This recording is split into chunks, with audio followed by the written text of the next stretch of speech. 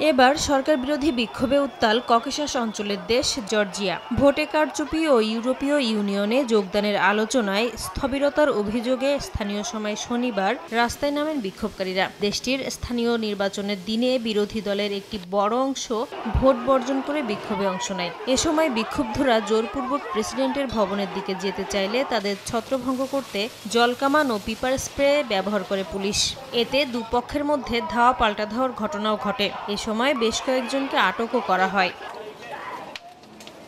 বিরোধীদের দাবি, গত বছর পার্লামেন্ট নির্বাচন ও এবারের স্থানীয় নির্বাচনে কারচুপি হয়েছে। বিরোধী নেতাদের ওপর দমননীতি চলছে বলেও অভিযোগ করা হয়।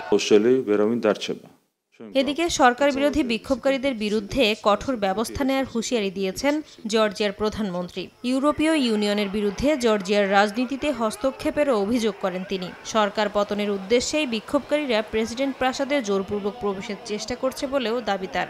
গত বছর নির্বাচনে জর্জিয়ান ড্রিম পার্টি বিজয়ের পর থেকে সংকটে রয়েছে দেশটি। ইউরোপীয় ইউনিয়নে যোগদান সংক্রান্ত আলোচনায়ও বিরতি দিয়েছে দেশটির সরকার। নাসরিন রুমি, সময় সংবাদ।